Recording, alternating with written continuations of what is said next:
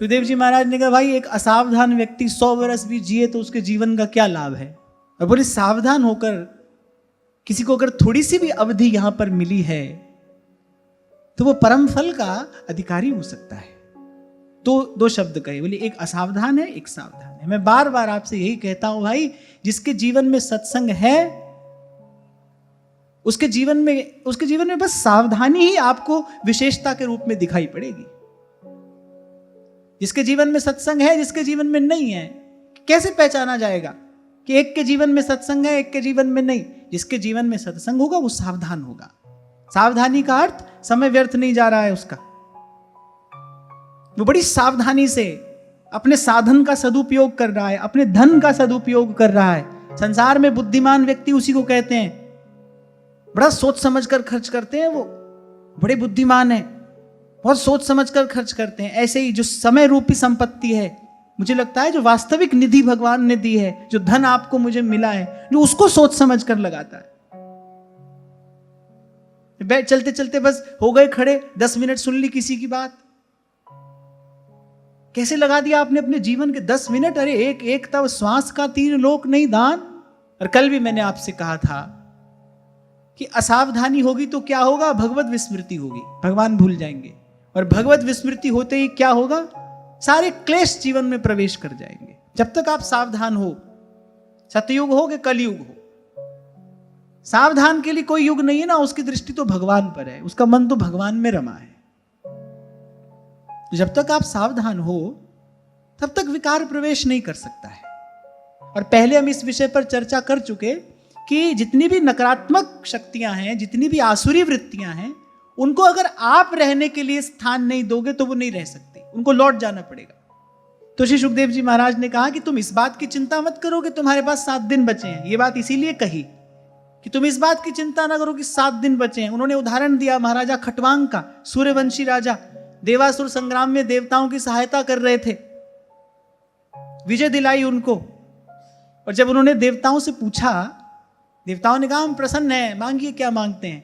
उन्होंने कहा ये बताइए मेरी आयु कितनी शेष है। उन्होंने कहा 2 मुहूर्त। सब छोड़ा, दौड़ कर आए,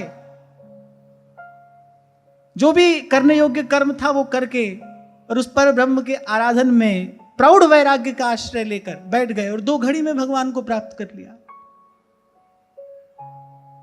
ये जो आज जहां से चर्चा आरंभ हुई ना, प्रौढ़ वैराग्य में आश्रित है। हमारा जो वैराग्य है, जो भी हमारी भावना है, वो दृढ़ हो। ये आता जाता जो है ना हमारा भजन भाव, ये हमको बता रहा है कि भाई हमारी उन्नति नहीं हो रही है, हमारी गति नहीं हो रही है। भजन भाव में स्थिरता कैसे आए, सतत भजन कैसे हो, निरंतर भजन कैसे हो। बड़ा सुंदर संगीत एक वाद्य यंत्र से प्रकट हो रहा है, होते होते तार टूट जाए,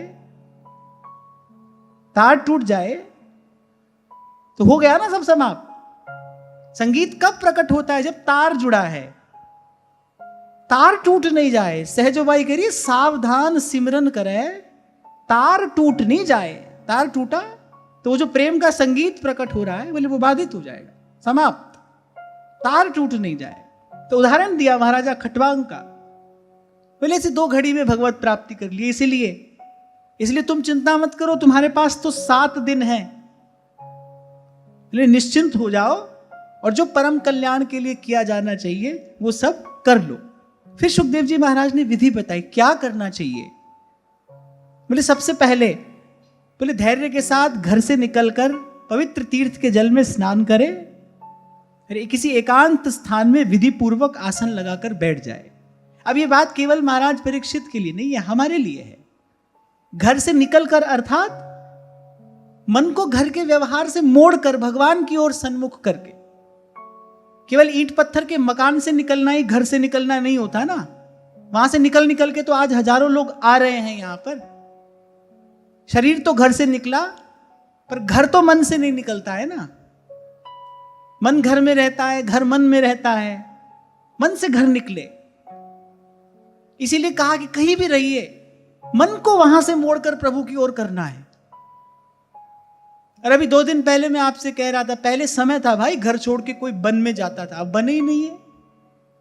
पहले जंगलों में साधु महात्मा तपस्वी सिद्ध रहते थे, आज चोर लुटेरे डाकू रहते हैं। तो आज तो जहां हो, अब जो भी श्रीमद् भागवत में कहा गया है उसको आज की स्थिति परिस्थिति के अनुसार अगर हम विचार करते हुए समझें, उसका अर्थ यही है, घर से निकलकर माने प्रभु की ओर सन्मुख होकर, मोड़कर थोड़ी देर के लिए। और मैं कहता हूं ये अभ्यास नित्य होना चाहिए। थोड़ी देर के लिए अपने आप को सबसे दूर करके, एक और करके बैठिए भगवान के भजन में। मैं आपको कहता हूं ना कि जब यहां आते हो, कम से कम उतनी देर के लिए तो अपने मन में ये विचार करते हुए आओ, भाई अब इतनी देर के लिए ना हम किसी के हैं ना कोई हमारा है। हम तुम्हारे थे प्रभु जी, हम तुम्हारे हैं।